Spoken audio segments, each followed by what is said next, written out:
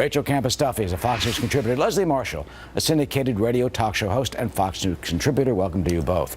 Rachel, let me start with you. I mean, thank you. You know, in January, if he raises his hand in court promising to tell the truth and nothing but the truth, then he raises his hand to defend the Constitution. I mean, how does this play out over the next 4 or 8 years? Look, I'm an open Trump supporter. I think these lawsuits are a bad idea. The perception is when you're dealing with these lawsuits that you're taking care of your own business and not taking care of the business of the United States of America and the people who put you in office. I say to Donald Trump and his team, let it go. You are about to be the leader of the free world. And in the case of Melania, the First Lady, these lawsuits are unnecessary. Let it go. In the case of this, Jose Andres is a perfect example. Jose Andres wants to make, I think, an unusual point that, you know, he's an immigrant himself who came here legally. He doesn't like what... I want to point out that's the celebrity chef. Yeah.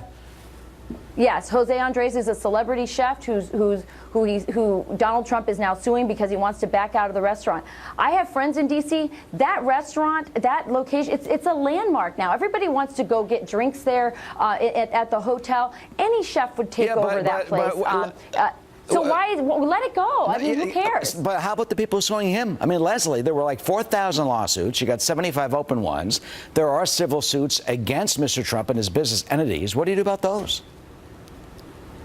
Well, first of all, you are correct. He is the plaintiff for some, but he is the defendant for others, and those have to go forward. And this was one of the concerns for people like me, not just because I'm a Democrat and I did not support the president-elect for this position, were the distractions. And there are other distractions, executive producer of Celebrity Apprentice. It's not just business dealings. I do agree with Rachel letting certain things go. If you talk about Melania and you talk about defamation lawsuit, one of the great things about our country is we have the freedom to speak out against our leaders. And that includes people in the public, our commander-in-chief to be, and the First Lady. And I think that the First Amendment sets the United States apart from the rest of the world. And you just can't say, hey, if you say something I don't like, or even if it's not true necessarily, I'm going to bring you to court. This is a distraction from her duties as First Lady and certainly from his duties as president. And we want him to be focused 100% on this role as commander-in-chief. This is a very serious position, and it requires 100% of his time Leslie, and his attention. Well, if that's the case, what do you tell the people who are suing him? I mean, Paula Jones.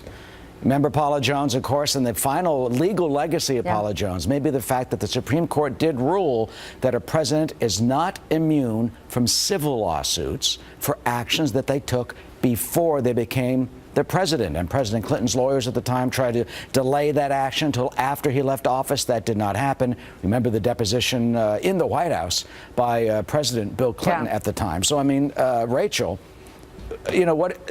He could still be facing these lawsuits. And under the law, he would be, because they're civil lawsuits not connected to his official action as president.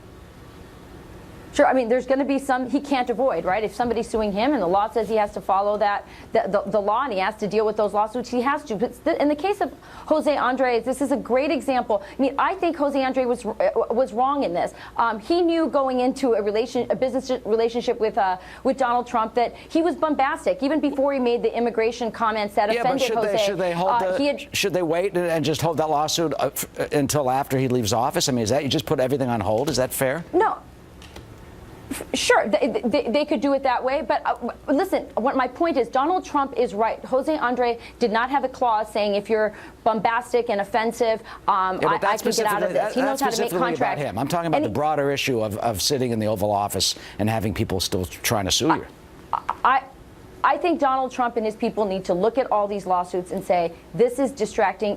It's going to give a bad perception of how focused we are on the issues at hand and the many problems of this country. They need to find a way to at least lighten the load on these lawsuits because they are going to be distracting and in the very minimum, look distracting. Leslie, what do you think Mr. Trump should do then? And you know, and what would you tell the lawyers for the defendants who've been lining up? And just say, well, Eric and Don will take care of it?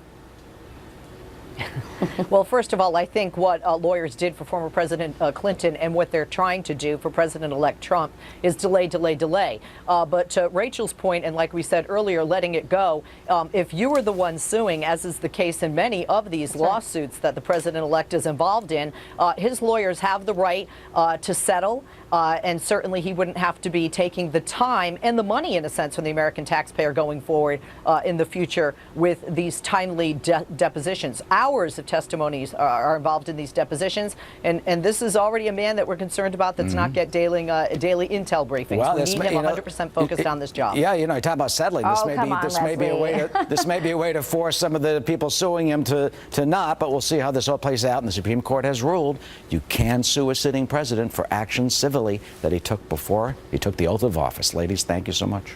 Martha? Thank you. Got it.